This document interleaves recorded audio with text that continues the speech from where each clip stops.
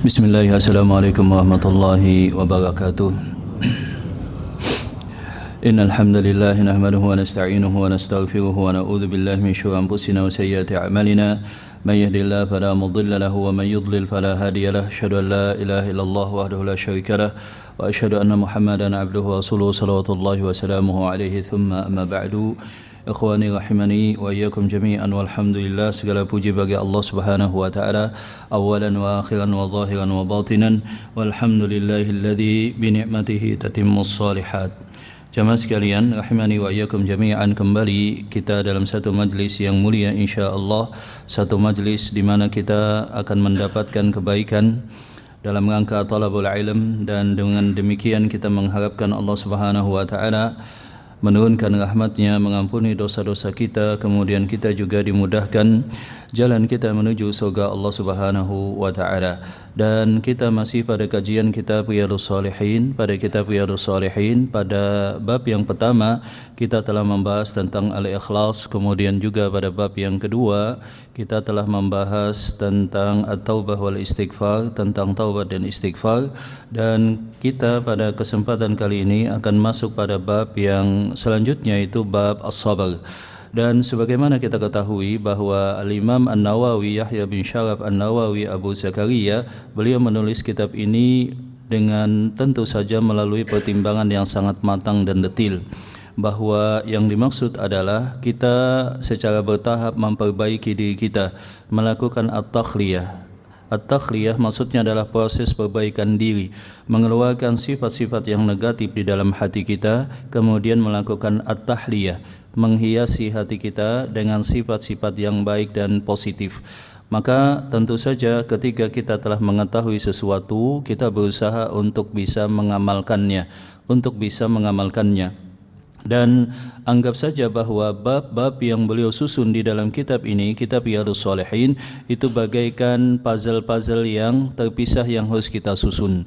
Maka setelah kita menyelesaikan bab ikhlas, kita lihat kembali diri kita dan kita evaluasi, kemudian perbaiki secara bertahap dengan memohon taufik dan inayah daripada Allah Subhanahu wa taala, sehingga kita bisa menjadi hamba yang ikhlas. Kemudian juga ketika kita telah masuk pada bab yang selanjutnya, yaitu bab at-taubah wal istighfar, maka kita benahi taubat dan istighfar kita. Kita perbanyak taubat dan istighfar kita. Kemudian berikutnya masuk pada bab as-sabr, menjadi tantangan bagi kita bagaimana mewujudkan kesabaran di dalam kehidupan, sehingga dengan demikian kita insyaallah akan menjadi lebih tenang, menjadi lebih bahagia, dan menjadi lebih semangat dalam ketaatan kepada Allah Subhanahu wa taala.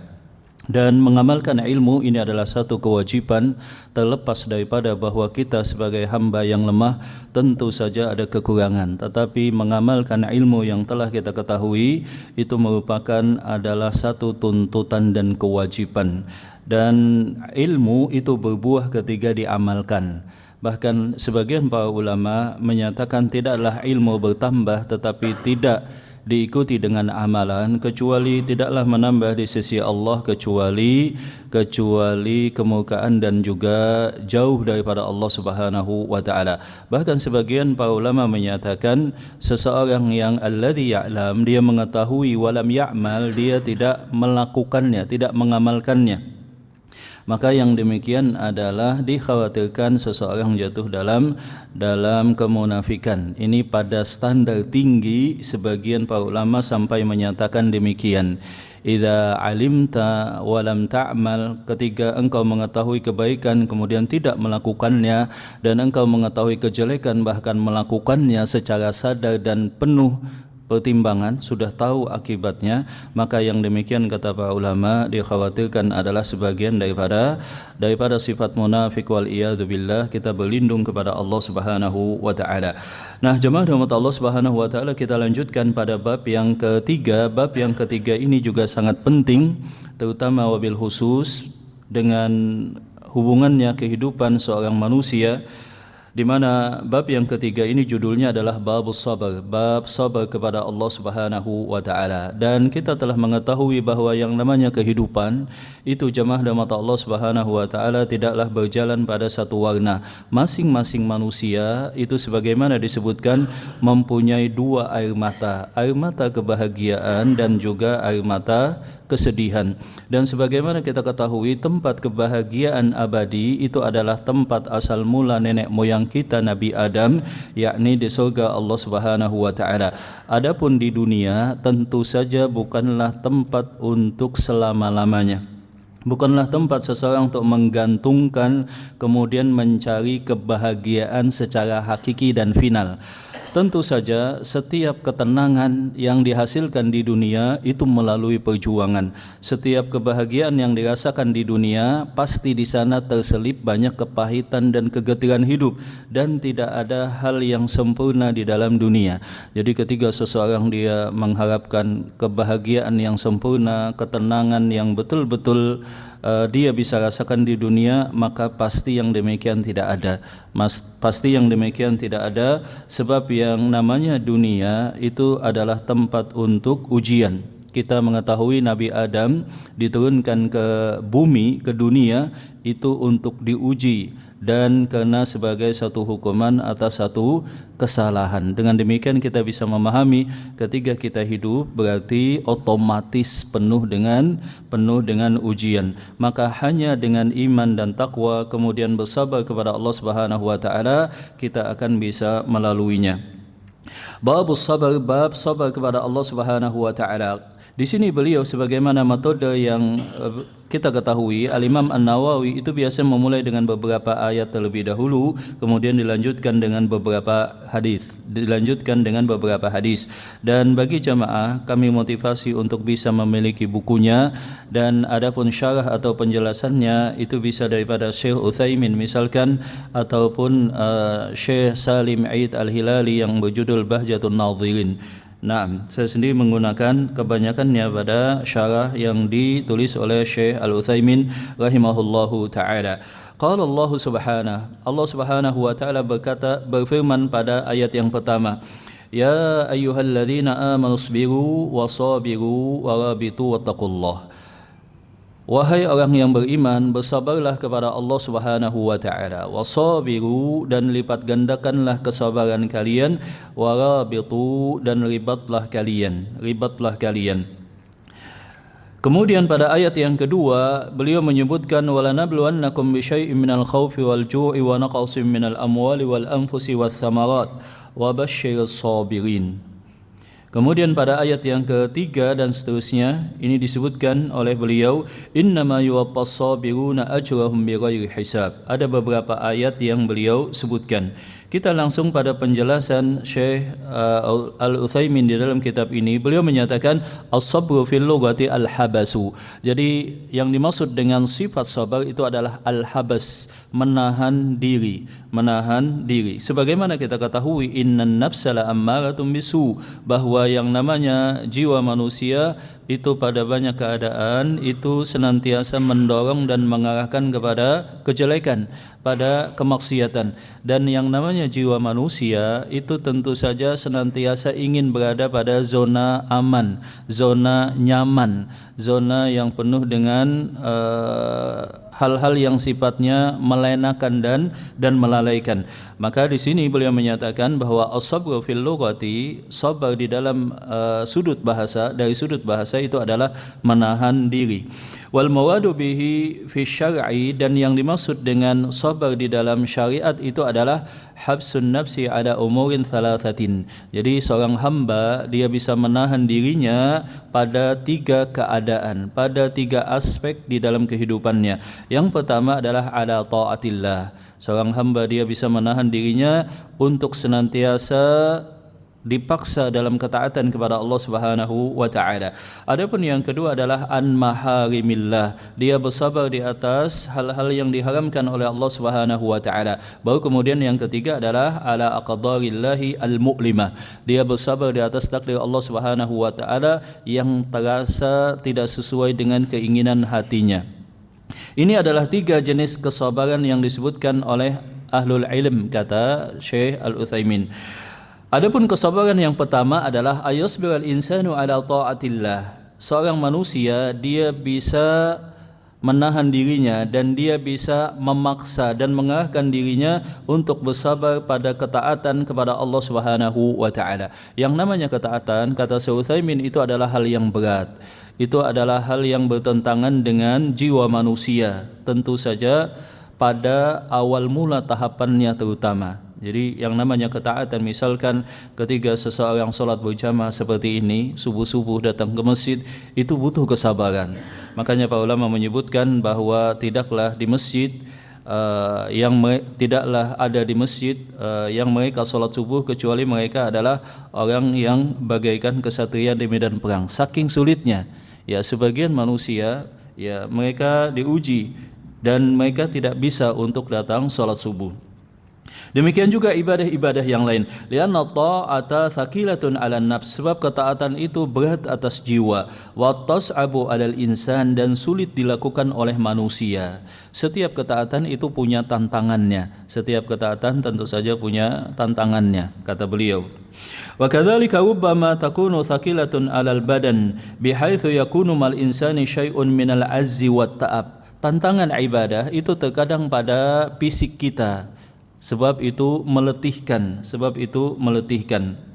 Dan sebagian ibadah itu terasa berat karena berhubungan dengan harta. Contohnya misalkan zakat, contohnya misalkan sedekah, contohnya misalkan infak, contohnya misalkan haji dan umrah. Itu mungkin badan tidak terlalu capek, akan tetapi itu berhubungan dengan harta yang jiwa manusia terasa berat mengeluarkannya. Wa ta'atu fiha syai'un minal masyaqqati 'alan nafsi wal badan. Maka yang namanya ketaatan itu tentu saja adalah berat atas jiwa dan badan manusia. Sebab itu kata beliau sangat butuh kepada kesabaran. Allah Subhanahu wa taala berfirman, "Ya ayyuhalladzina amanu sabiru wasabiru warabitu." Hendaklah kalian bersabar dan tambah kesabaran kalian, dan hendaklah kalian tetap di atas ketaatan kepada Allah Subhanahu wa taala. Jadi kalau kita lihat jemaah rahmat Allah Subhanahu wa taala, semua ketaatan ya dari yang wajib sampai ibadah yang sunnah itu punya tingkat kesulitan yang berbeda-beda, dan seorang hamba harus melalui kesulitan itu.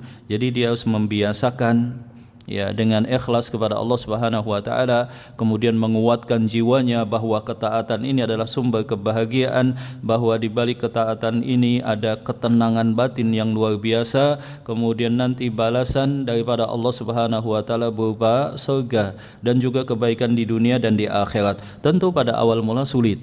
Ya tentu pada awal mula sulit. Maka sebagian ahli psikologi menyatakan seseorang ketika punya satu kebiasaan baru itu harus dibiasakan katakanlah 90 hari, ada yang menyatakan sekian hari, supaya hal yang menjadi tantangan tadi berubah menjadi satu kebiasaan. Setelah kebiasaan maka akan naik menjadi satu kebutuhan, dan itu menjadi satu hal yang lama kelamaan menjadi habit bagi dia dan senantiasa dia butuhkan.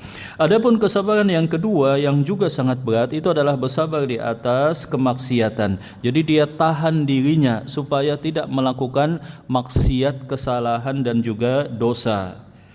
Bihaitsu yaquful insanu nafsahu amma haramallahu alaih. Dia tahan jiwanya supaya tidak melakukan maksiat.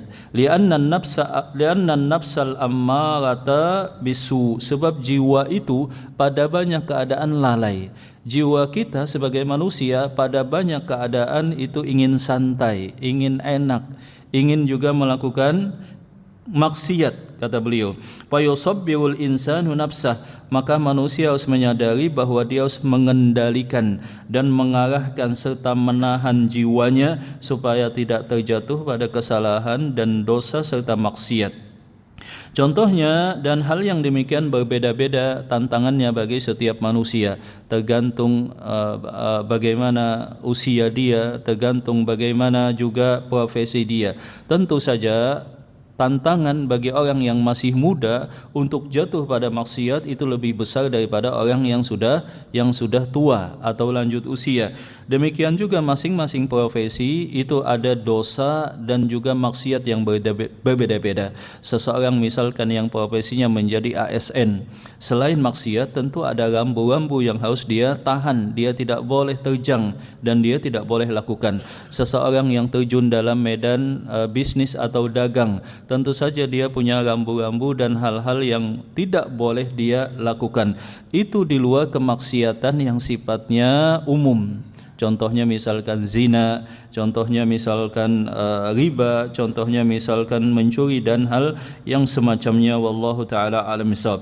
Fayahbisul insanu nafsahu anha hatta la yaf'aluha. Maka kita harus menahan jiwa kita supaya tidak sampai melakukannya,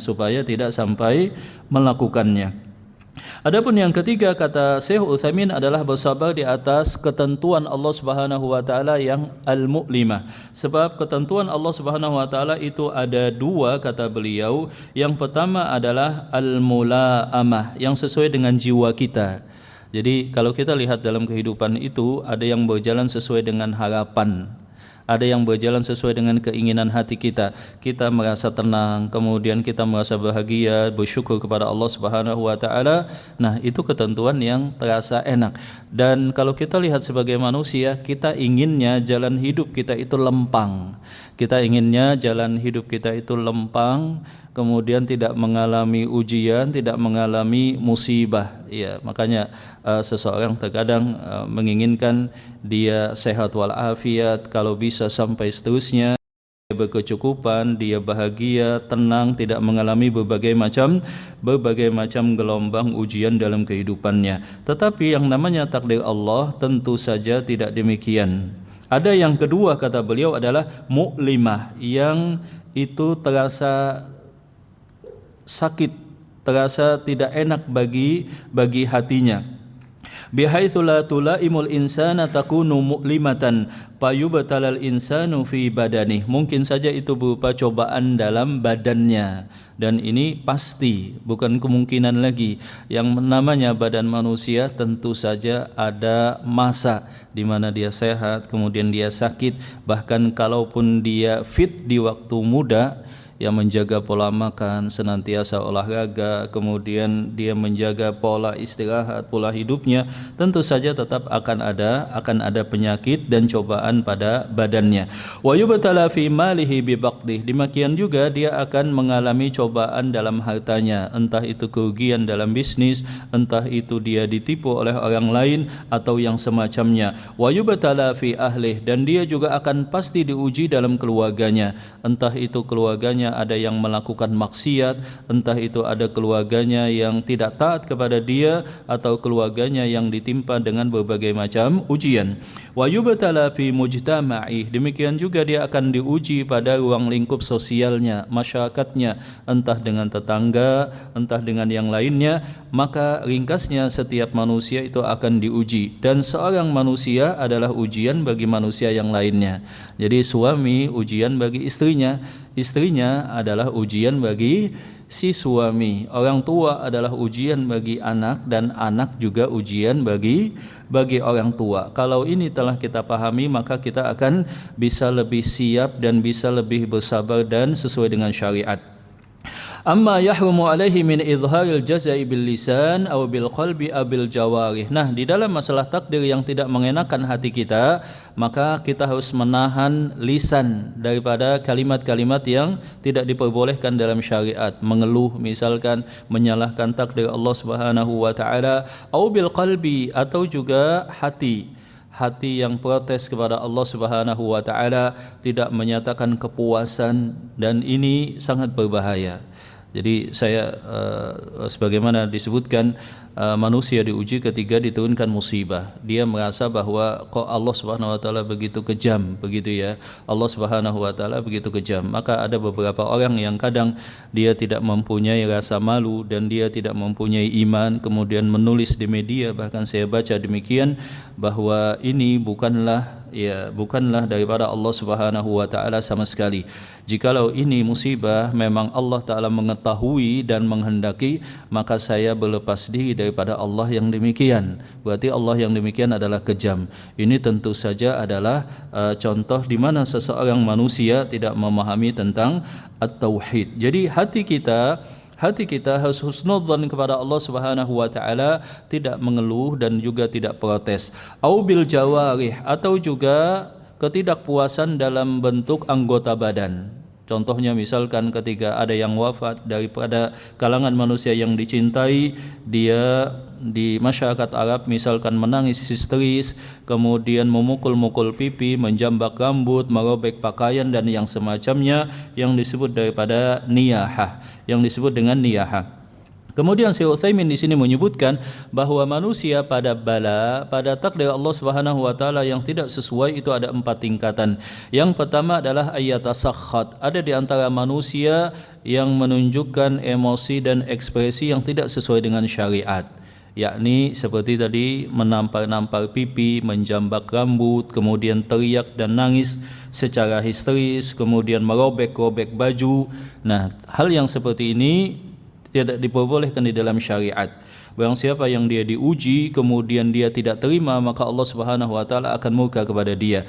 Al-halah ats-tsaniyah, adapun keadaan yang kedua adalah ayyasbira. Dia bersabar kepada Allah Subhanahu wa taala. Dia bersabar kepada Allah Subhanahu wa taala. Jadi sabar yang dimaksud adalah inda sadmatil ula. Innamas sabru inda sadmatil ula. Kesabaran yang sangat Allah Subhanahu wa taala puji itu adalah kesabaran saat awal mula musibah. Adapun yang ketiga adalah ayyarda, dia ridha dengan takdir Allah Subhanahu wa taala. Ini tinggi lagi derajatnya.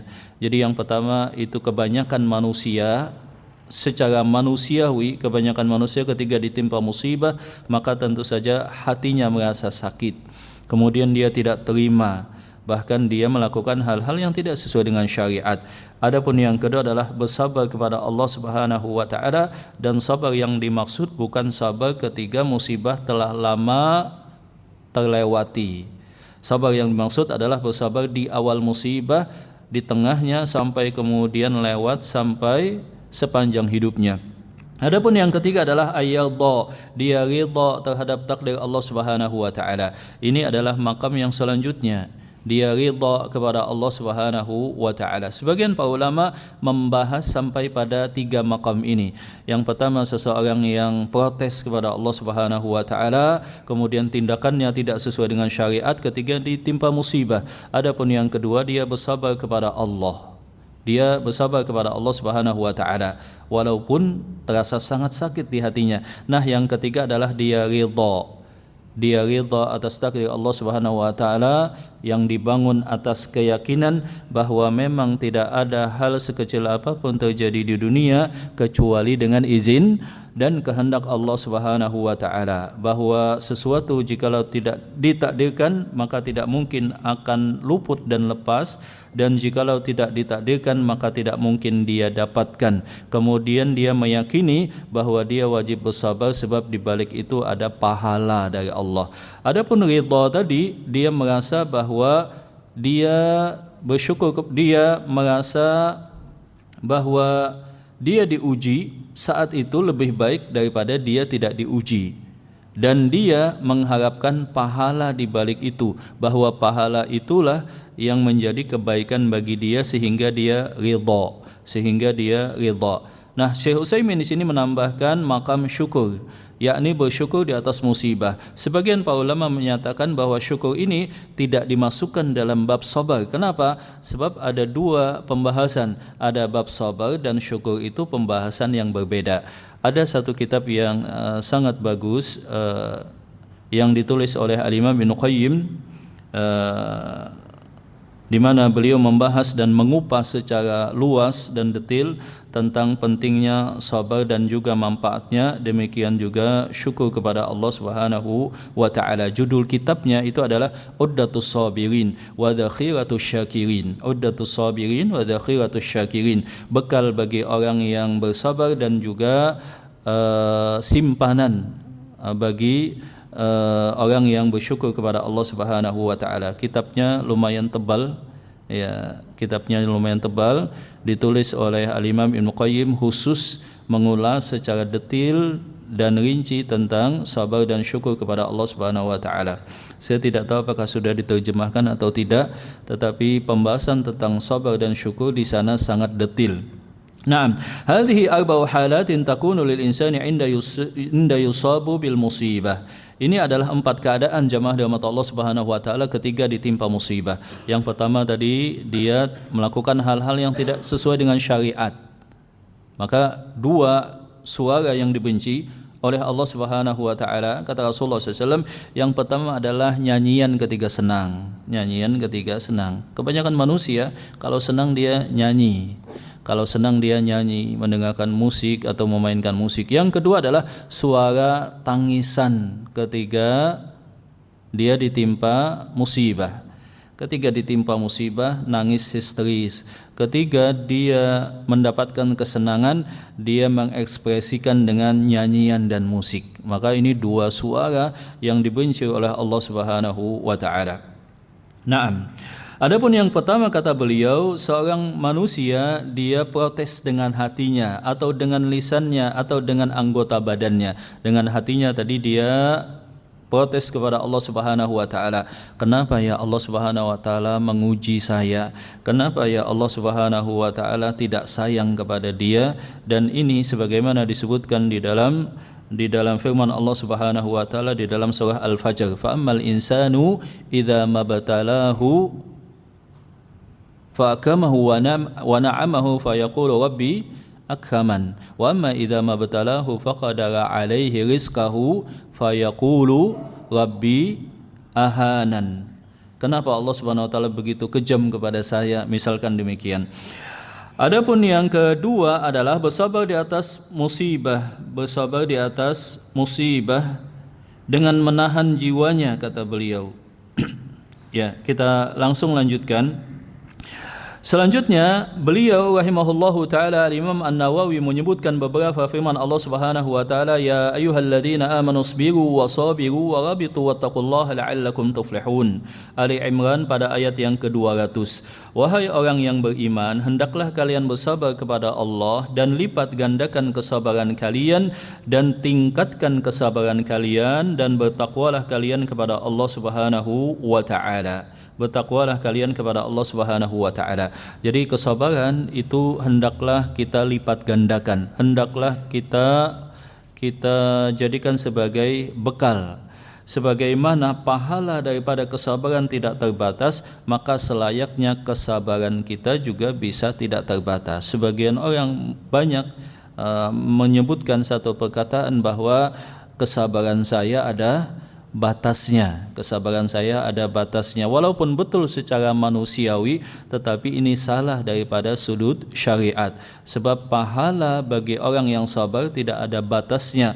Maka demikianlah juga seharusnya kesabaran kita sebagai manusia haruslah bagaikan samudra yang tidak ada batasnya. Demikian idealnya.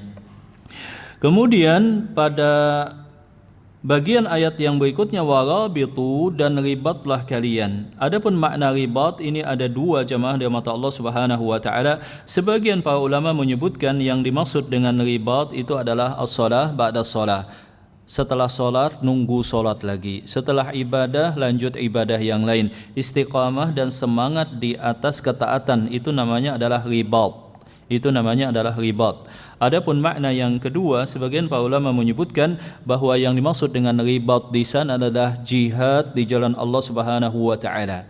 Jihad di jalan Allah Subhanahu wa taala. Kedua makna ini bukan untuk saling dipertentangkan, tetapi saling melengkapi. Bahwa ribat yang dimaksud aslinya adalah berjihad di jalan Allah Subhanahu wa taala, menjaga perbatasan kaum muslimin. Ketika ada konflik itu biasanya ada batas mana yang menjadi wilayah yang dikuasai oleh kaum muslimin dan mana wilayah yang dikuasai oleh orang kafir. Nah, garis terdepan, garis demarkasi di depan yang sangat kritis itulah yang disebut dengan ribat, ketika ada seorang muslim menjaga parit-parit perbatasan kaum muslimin. Dan tentu saja tantangannya sangat luar biasa. Ya, dihadapkan pada kelaparan, dihadapkan pada kekurangan, dihadapkan pada berbagai macam ancaman yang akan menghilangkan nyawanya dan juga kesepian. Ya, tentu saja seseorang yang berada di parit pertahanan, ya, kemudian dengan pasukan dan bekal logistik yang sangat minim, meninggalkan keluarga tidak hanya satu hari bahkan berpekan-pekan dan berbulan-bulan, itu tantangannya luar biasa. Makanya di dalam syariat seseorang yang menjaga parit pertahanan itu pahalanya luar biasa. Kata Rasulullah SAW, kullu amalin yukhtam bih, setiap amal itu ditutup catatannya ketika telah selesai dilakukan. Illa ribat, kecuali seseorang yang dia bertahan di parit pertahanan, yang dia melakukan ribat. Ketika dia diwafatkan oleh Allah Subhanahu wa taala, fa innallaha ajra lahu amalahu wa rizqah. Allah taala senantiasa mengalirkan pahalanya ketika dia wafat. Demikian juga rezekinya. Seseorang yang wafat di jalan Allah Subhanahu wa taala itu langsung dimaksudkan ruhnya ke dalam surga Allah Subhanahu wa taala, menikmati berbagai macam buah dan karunia Allah Subhanahu wa taala di dalam surga. Naam, ini namanya adalah ribat, dan dia juga akan diamankan daripada ketakutan di alam barzakh, dan dia masuk surga dengan izin Allah Subhanahu wa taala. Adapun makna yang kedua tadi adalah ribat itu senantiasa semangat dan istiqamah dalam ketaatan. Selesai satu amalan, lanjut lagi satu amalan. Demikian yang dimaksud dengan ribat. Adapun ayat yang kedua, kata Syekh Utsaimin, Allah taala berfirman, "Wa lanabluwannakum bisyai'im minal khaufi wal ju'i wa naqsin minal amwali wal anfusi wath thamarat wa basyyiris sabirin," pada ayat surah Al-Baqarah ayat yang 155. Di mana Allah Subhanahu wa taala bersumpah wala nabluwannakum. Di sana kalau kita lihat ada lam jamaah, selanjutnya itu ada apa yang disebut dengan tasydid untuk takkid. Jadi ada dua taukid atau takkid di sana menyatakan bahwa Allah Subhanahu wa taala pasti akan mencoba manusia. Ditambah dengan waw di sana bukan waw ataf tetapi adalah waw sumpah. Jadi Allah Subhanahu wa taala menyatakan, aku bersumpah pasti akan mencoba manusia bisyai'in, dengan sedikit minal khaufi, rasa takut, wal ju'i, kelaparan, wa naqsim minal amwali wal anfusi wath thamarat, demikian juga kekurangan makanan dan juga harta serta meninggalnya orang yang dicintai, wa basyiris sabirin, dan berikanlah kabar gembira kepada orang yang bersabar kepada Allah Subhanahu wa taala. Jadi yang namanya hidup tidak lepas daripada ujian. Bahkan katakanlah takdir seorang manusia begitu mulus, ya, begitu lempang, dia panjang usianya, dia sehatkan badannya, dia hidup dalam usia yang panjang, maka minimal dia akan menyaksikan orang yang paling dia cintai satu demi satu akan diwafatkan di hadapannya. Maka itu tentu saja hanya aspek itu menjadikan seorang memahami bahwa dunia ini memang bukan tempat untuk mencari kebahagiaan yang hakiki. Naam.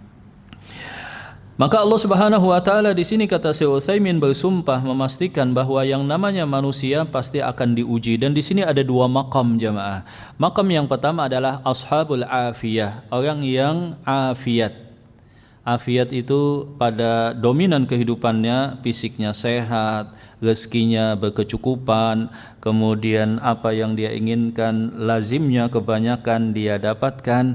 Ini namanya ashabul afiyah, seseorang yang keinginannya di dunia terpenuhi. Dan memang kita sebagai manusia, obsesi kita seperti itu. Kalau bisa ya tidak diuji oleh Allah, kan begitu ya.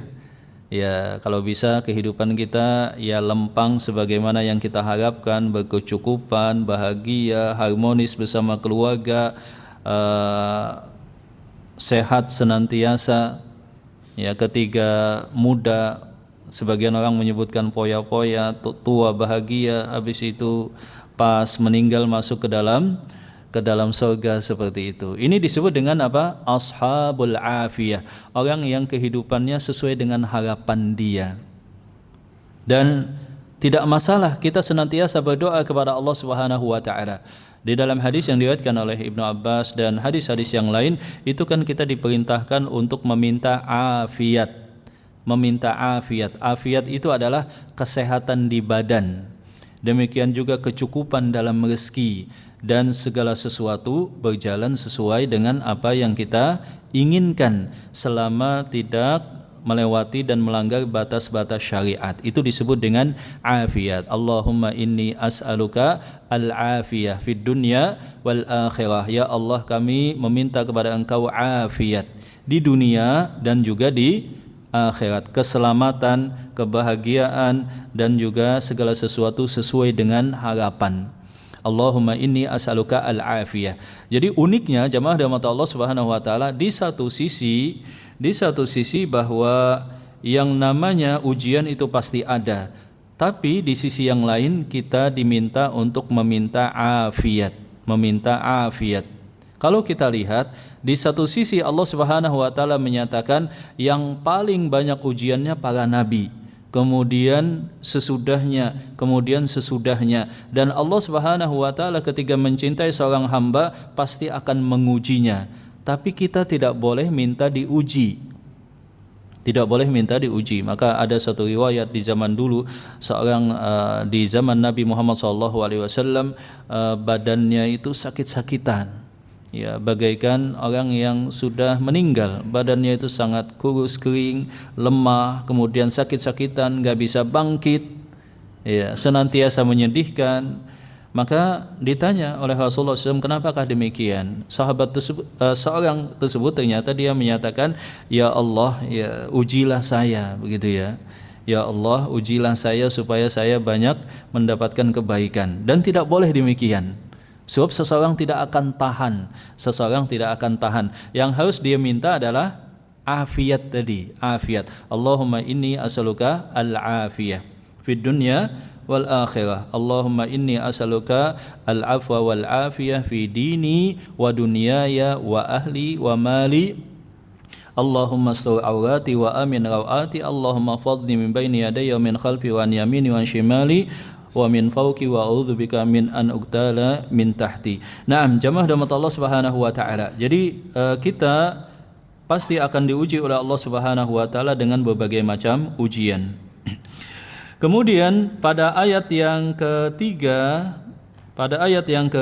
Allah Subhanahu di sini di ayat yang kedua ini, wabashshirus sabirin, dan berikanlah kabar gembira pada orang yang bersabar kepada Allah Subhanahu wa taala. Alladzina idza asabatuhum musibah qalu inna lillahi wa inna ilaihi raji'un. Yang ketiga dia ditimpa musibah, dia mengucapkan kalimat inna lillahi wa inna ilaihi raji'un. Jadi ketika kita ditimpa musibah, yang pertama kita menyadari bahwa ini telah ditakdirkan oleh Allah Subhanahu wa taala. Kemudian yang kedua, di balik musibah pasti ada banyak kebaikan dan juga banyak ganjaran daripada Allah Subhanahu wa taala. Kemudian yang ketiga, kita kemudian mengucapkan kalimat inna lillahi wa inna ilaihi raji'un. Kita berasal daripada Allah, dari Allah, dan akan kembali kepada Allah Subhanahu wa taala. Setiap yang muda akan tua, setiap yang sehat akan sakit, setiap harta akan musnah. Kullu man 'alaiha fan. Setiap yang ada di dunia bukan hanya berubah, tapi bahkan kelak ada satu batas waktu semuanya akan musnah dan sirna.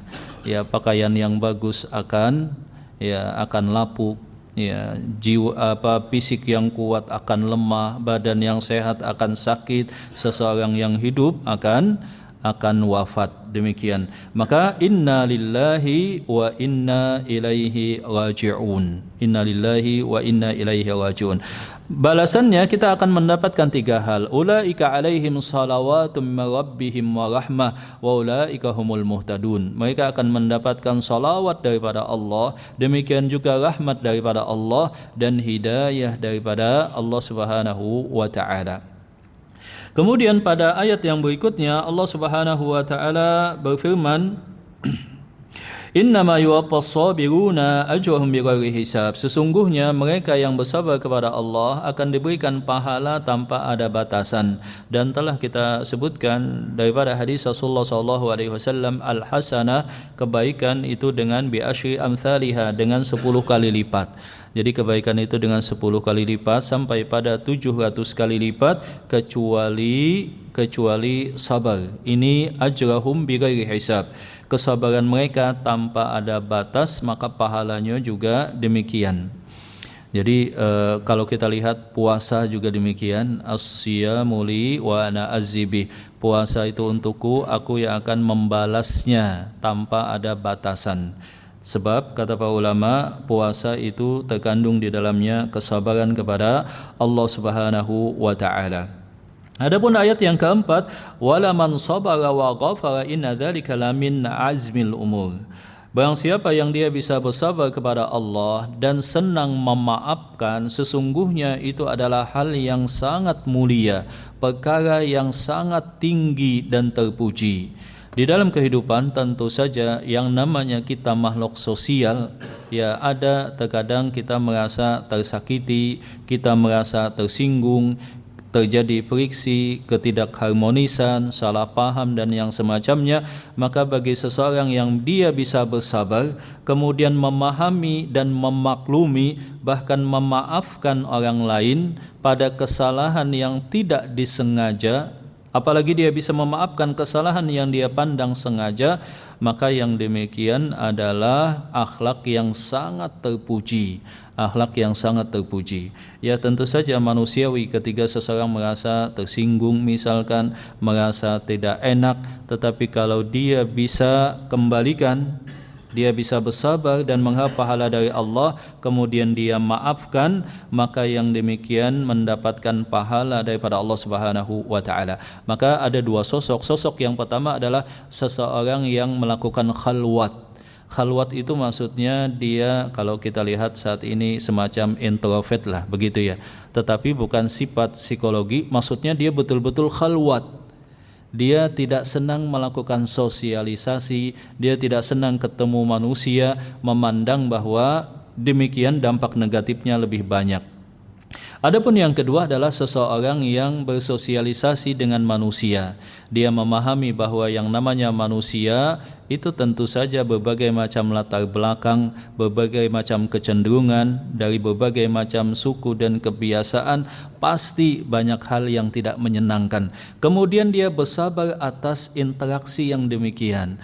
Maka kata para ulama, di antara 2 tadi, manakah yang paling mulia?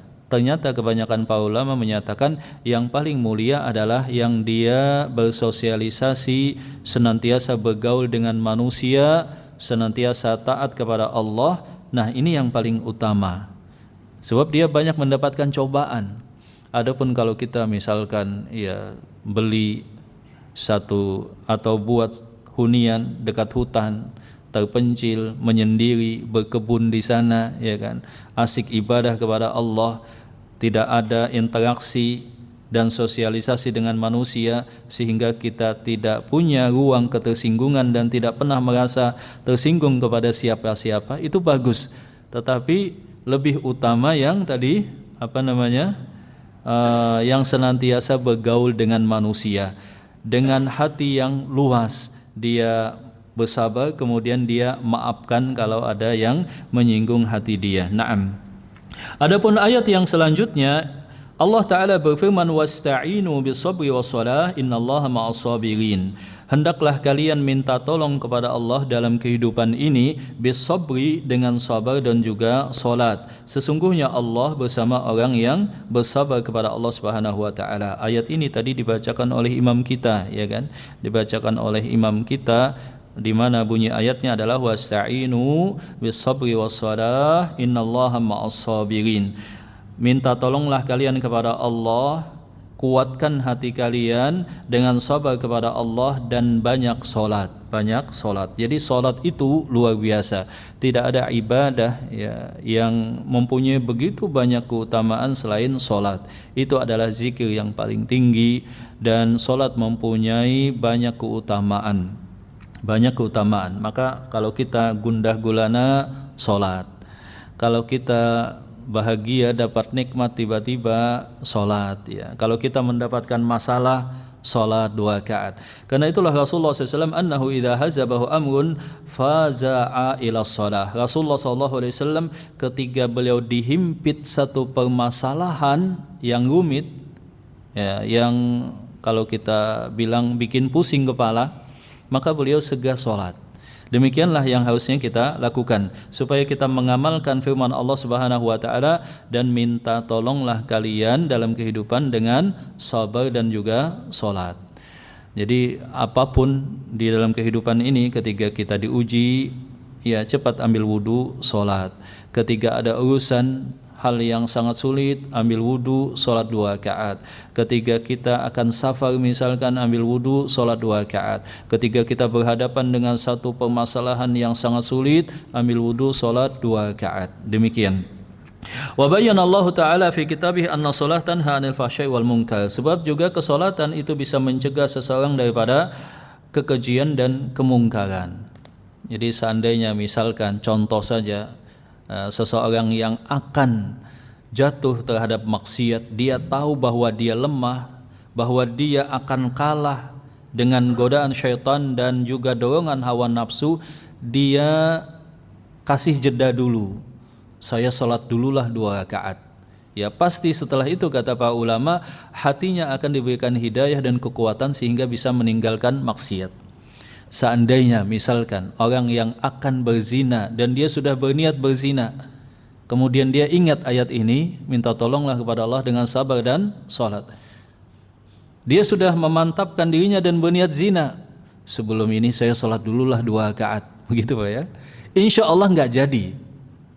Seseorang yang sudah berniat mau minum dan mabuk, salat dululah 2 rakaat. Jadi enggak Pak? Insya Allah tidak jadi dia memberikan jeda sehingga dia bisa menimbang dan mencerna ulang, kemudian Allah Subhanahu wa taala dengan itu memberikan taufik dan hidayah kepada hati dia. Insya Allah dia akan diberikan hidayah dan meninggalkan maksiat. Naam. Di sini disebutkan innallaha ma'as sabirin. Allah Subhanahu wa taala bersama orang yang sabar, dan ma'iyah itu adalah kebersamaan. Kalau kita lihat dalam Al-Qur'an itu kan banyak kalimat ma'a, bersama. Allah Ta'ala bersama orang yang bertakwa, Allah Ta'ala bersama orang yang berbuat baik, Allah Subhanahu wa Ta'ala bersama orang yang bersabar, dan kalimat-kalimat yang seperti demikian. Ma'iyyatullah ada 2. Kebersamaan Allah bersama makhluk itu ada 2. Yang pertama adalah kebersamaan yang sifatnya umum. Kebersamaan yang sifatnya umum itu maksudnya adalah bahwa Allah bersama hamba-hambanya, dalam artian bahwa Allah Ta'ala maha mengetahui, maha mendengar, dan maha mengawasi semua hamba-hambanya. Tidak ada yang tertutupi daripada Allah Subhanahu wa Ta'ala. Adapun yang kedua adalah ma'iyah yang sifatnya khusus. Ma'iyah atau kebersamaan yang sifatnya khusus adalah bahwa Allah Subhanahu wa taala senantiasa memberikan pahala, senantiasa mengabulkan doa, senantiasa menolong hamba-hambanya. Ini disebut dengan kebersamaan yang khusus. Jadi kebersamaan ini sebagaimana difirmankan oleh Allah Subhanahu wa taala tentang Nabi Musa, Allah Ta'ala bersama hambanya bukan berarti dalam makna fisik, bukan berarti dalam makna fisik, dan itu tidak masuk dalam bab at-ta'wil, tetap masuk dalam bab asma wa sifat. Kita meyakini Allah Subhanahu wa taala bersama hamba-hambanya, tetapi bukan berarti terjadi hulul, atau bukan berarti Allah Subhanahu wa taala ya bersama hambanya dalam makna yang dipahami oleh kebanyakan manusia. Adapun ayat yang selanjutnya adalah wala nabluwannakum hatta na'lamal mujahidina minkum was-sabirina wa nabluwa akhbarakum. Kami senantiasa akan uji kalian sampai kami mengetahui mana yang bersungguh-sungguh dan bersabar kepada Allah. Di dalam ayat ini Allah Subhanahu wa taala menyatakan bahwa al-jaza wa thawab, pahala itu akan Allah Subhanahu wa taala berikan setelah ujian. Setelah betul-betul teruji, mana yang lolos ujian maka akan diberikan pahala, dan mana yang tidak maka mereka tidak lolos daripada ujian. Dan sebagaimana kita ketahui tadi bahwa Allah Subhanahu wa taala akan menguji hamba-hambanya, makin kuat imannya makin banyak ujiannya, makin banyak ujian. Jadi walaupun demikian kita tidak boleh minta di apa tadi? Diuji. Kita tetap minta ya yang enak-enak lah. Makanya kan doanya, ya Allah cukupkan rezeki saya, sehatkan badan saya, ya kan seperti itu. Sebab kita pengennya demikian. Walaupun kita minta demikian, pasti akan ada ujian.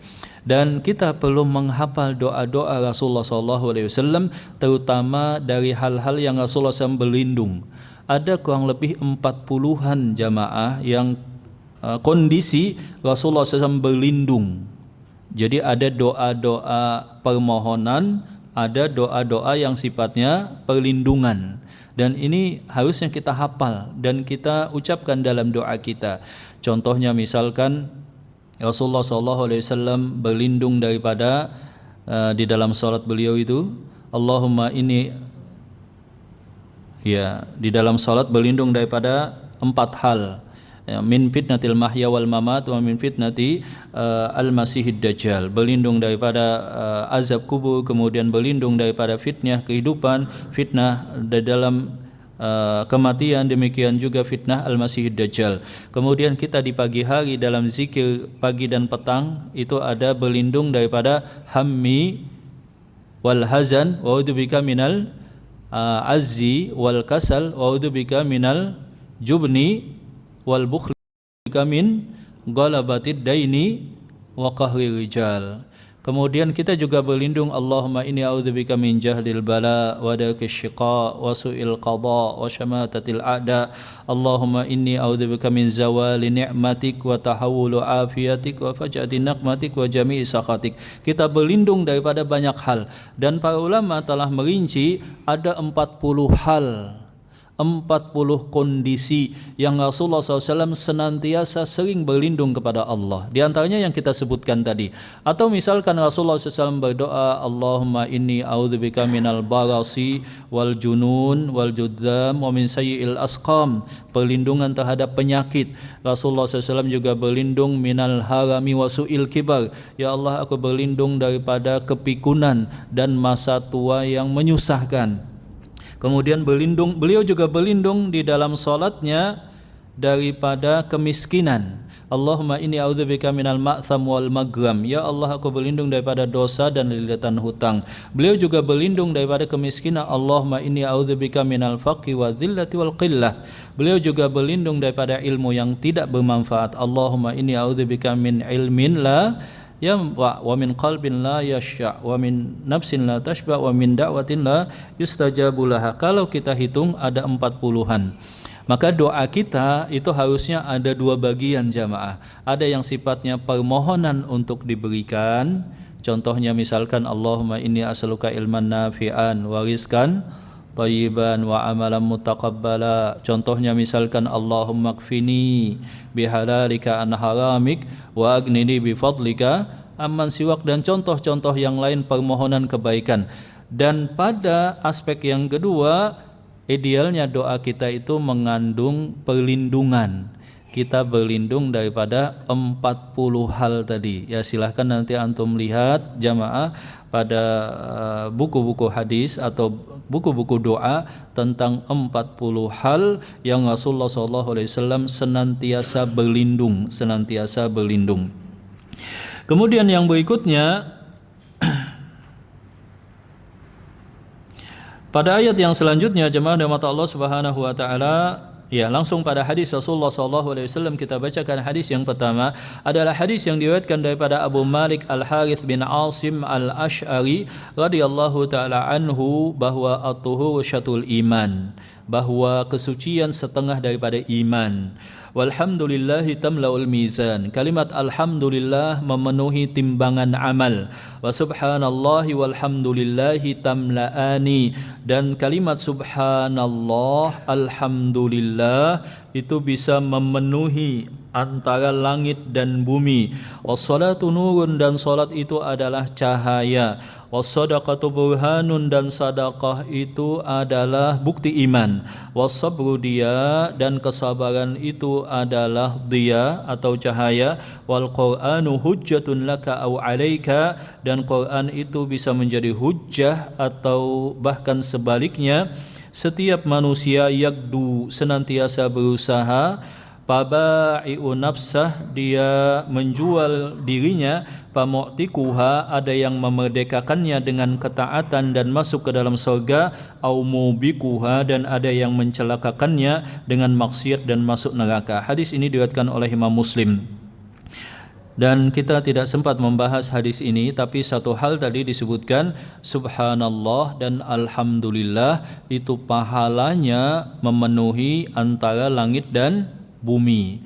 Maka kita ingatkan Rasulullah SAW juga memotivasi di pagi hari salah satu zikir yang bagus kita ucapkan dan pahalanya luar biasa dan menjadi manusia yang paling utama di hari itu, apalagi jikalau dengan kalimat la ilaha illallah wahdahu la syarikalah lahul mulku wa lahul hamdu wa huwa ala kulli syai'in qadir 100 kali adalah kalimat subhanallahi wa bihamdi. Subhanallahi wa bihamdi. Ya, subhanallahi wa bihamdi diucapkan sebanyak berapa kali tadi? 100 kali.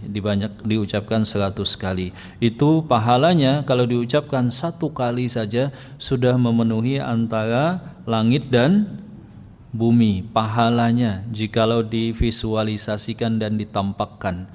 Jadi sangat penting kita mengucapkan tadi subhanallahi wa bihamdihi 100 kali. Bagus lagi kalau ditambah la ilaha illallah wa la syarikalah lahul mulku wa lahul hamdu wa huwa ala kulli syai'in qadir juga 100 kali. Kadang-kadang kalau pengajian gini kita lupa zikir pagi, maka kita ingat gitu ya. Kita ingat, kalau kita lupa kita qadha. Sampai di sini jamaah mungkin bagian yang pertama daripada bab sabar ini. Mungkin ada yang ditanyakan, tafadhalu. Ya silahkan jamaah, mungkin ada pertanyaan. Ya silahkan.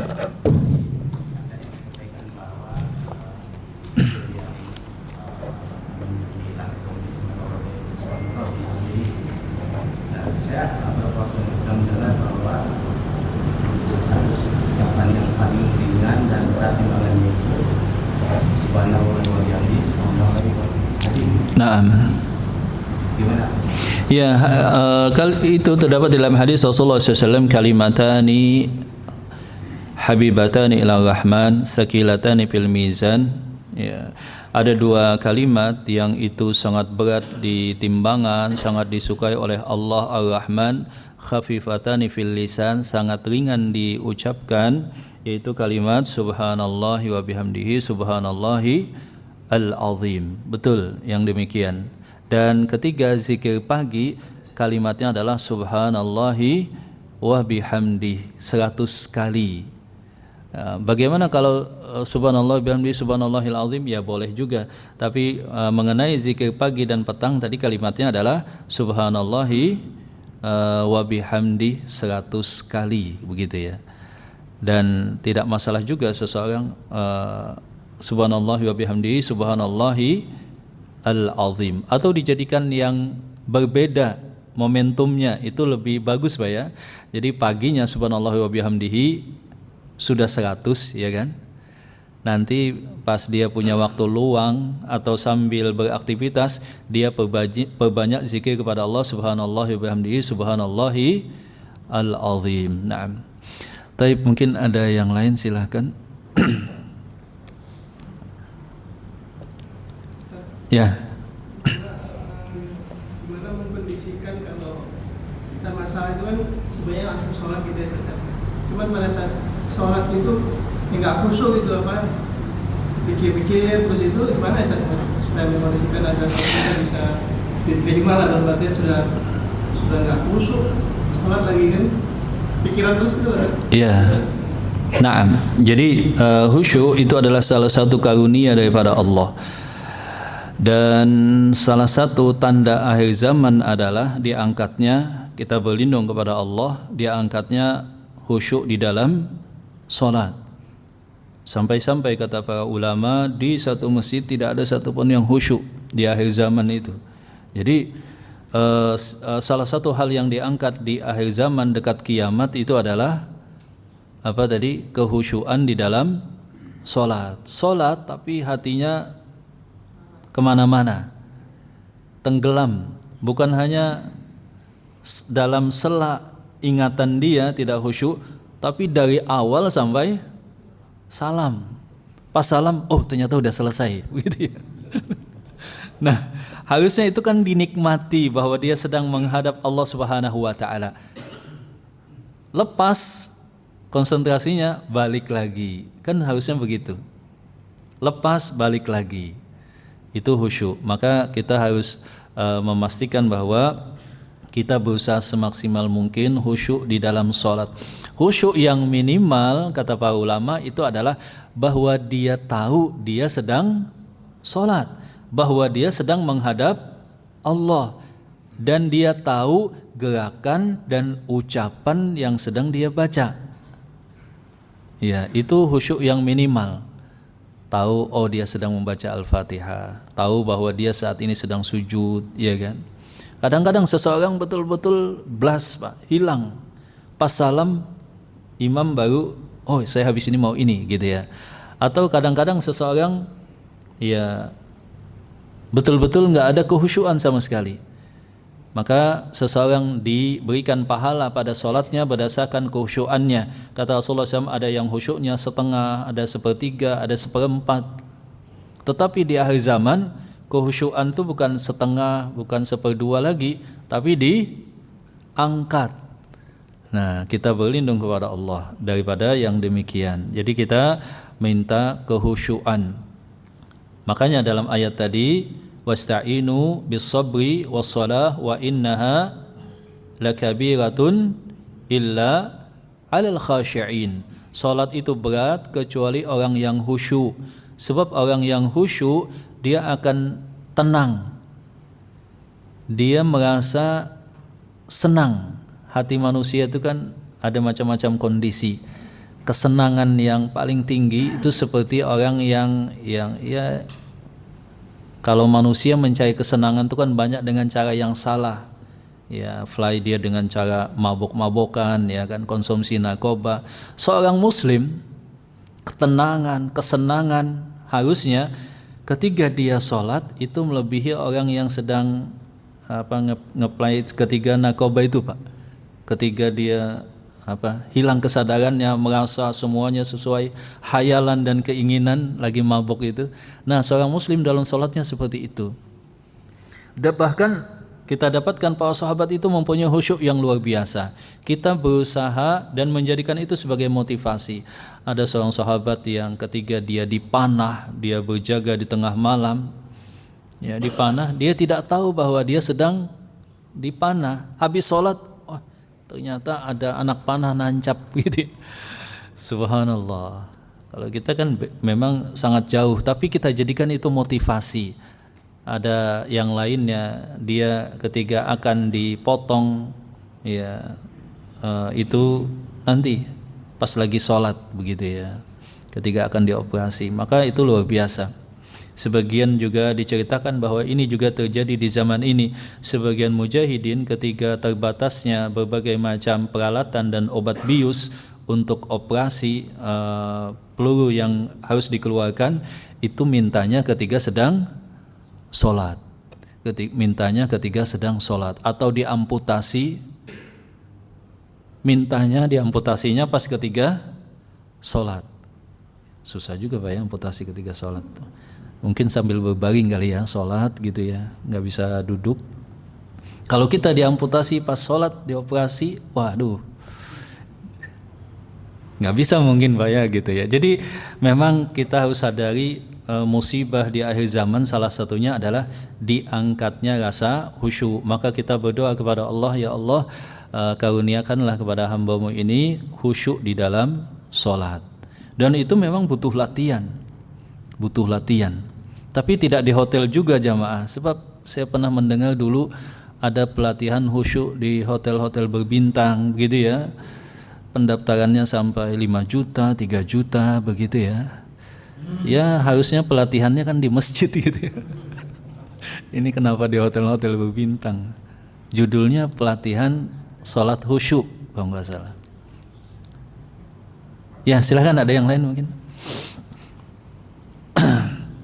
Jadi khusyuk ini memang butuh latihan, dan kita juga harus mengetahui apa yang kita baca. Ada salah satu buku yang bagus yang ditulis oleh seorang ustadz, Aminul Bais. Beliau menulis buku, kalau nggak salah judulnya itu Makna dan Arti Sholat atau apa. Nah itu bagus jamaah miliki, kemudian baca, sebab di situ beliau membahas arti setiap zikir dan bacaan yang sering kita baca, kemudian makna dan filosofis di balik setiap gerakan yang kita lakukan, dan tips-tips supaya khusyuk. Saya lupa judul bukunya, intinya tentang kehusyuan lah, tentang makna dan arti baca-bacaan di dalam sholat. Taib, ada yang lain silahkan mungkin. Ya, sampai di sini jamaah apa yang kita bahas, maka kita berdoa kepada Allah Subhanahu wa taala semoga saja diberikan kesabaran dan kita bisa bersabar dalam semua ujian kehidupan kita. Barakallahu fikum, alhamdulillahirabbil alamin. Assalamualaikum warahmatullahi wabarakatuh.